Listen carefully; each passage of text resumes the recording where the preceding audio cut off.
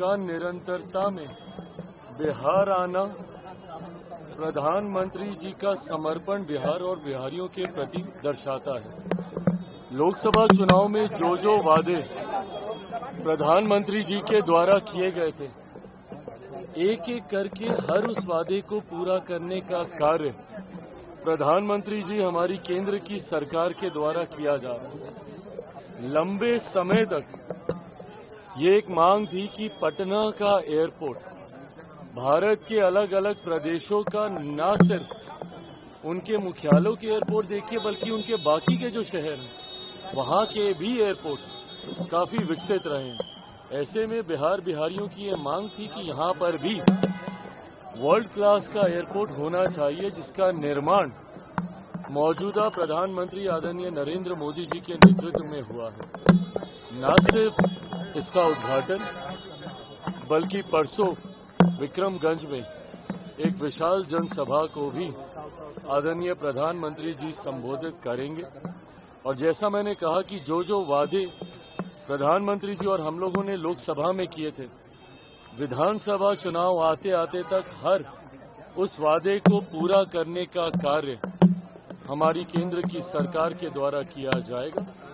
और विधानसभा में हम लोग एक नए लक्ष्य के साथ बिहार को एक विकसित राज्य बनाने की सोच के साथ, उस लक्ष्य के साथ हम लोग आगे बढ़ेंगे। अगला 5 साल प्रधानमंत्री जी के नेतृत्व में डबल इंजन की सरकार जो बिहार को परिणामों के बाद मिलेगी, वो अगले 5 साल बिहार के लिए गोल्डन एरा के तौर पे होंगे, एक स्वर्णिम काल के तौर पर होंगे, जिसमें सही मायनों में बिहार एक विकसित राज्य बनने की ओर अग्रसर होगा। तेज प्रताप यादव जी को लेकर जो प्रकरण फिलहाल बिहार में चल रहा है और पूरे देश भर में इसकी चर्चा हो रही है, लालू जी ने उन्हें पार्टी से ही निकाल दिया 6 सालों तक। देखिए, ये पूर्णतः उनका पारिवारिक विषय है, उनकी पार्टी का अपना इंटरनल मैटर है।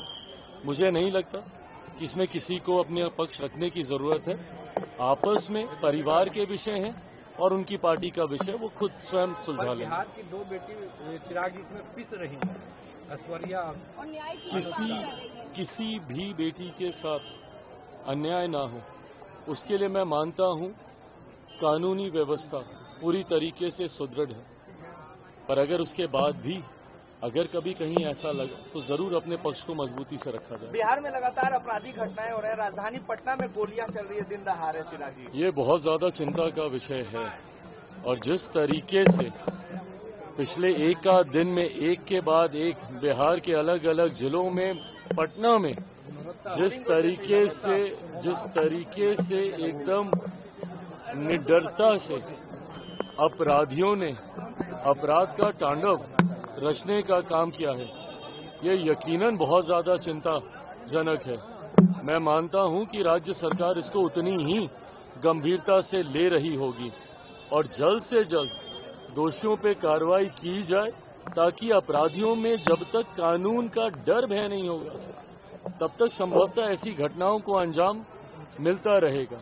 पर ऐसे में राज्य सरकार को पूरी गंभीरता के साथ इसके ऊपर एक्शन लेने की जरूरत है, जो मैं मानता हूं कि सरकार जरूर ले रही होगी। पिछले दिन आप तेजस्वी यादव से मिले थे, उसको लेकर कई मतलब निकाले जा रहे हैं और कह रहे हैं चिराग पासवान एनडीए को धोखा दे।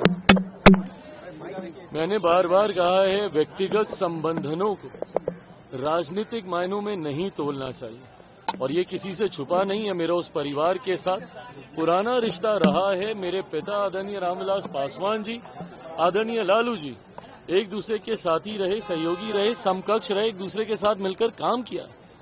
और वही खूबसूरत रिश्ता मेरा उस परिवार के साथ है। और उस परिवार से रिश्ते होने के मायने कभी ये नहीं है कि मैं राजनीतिक तौर पर भी उनके साथ अलाइंड हूं। हमारे वैचारिक मतभेद हैं और हद से ज्यादा हैं। एक मंच पर आना नहीं संभव है। आना संभव होता तो 2020 के चुनाव में ही हम आ जाते। जिस वक्त हम बिना किसी गठबंधन के अकेले चुनाव लड़ रहे थे, उस वक्त भी हम किसी वैकल्पिक गठबंधन में तो हम नहीं गए।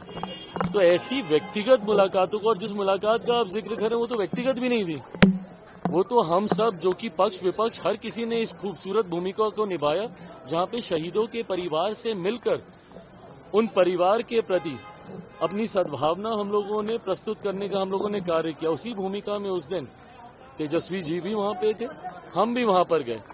पर हाँ, ये पूरी तरीके से अगर मुलाकात मेरी व्यक्तिगत दृष्टिकोण से भी कभी होती है, आज उनके परिवार में एक और खुशखबरी आई है, हमारे भतीजे का जन्म हुआ है वहां पर, उसके लिए भी मैं उस परिवार को ढेर सारी बधाई शुभकामनाएं देता हूं।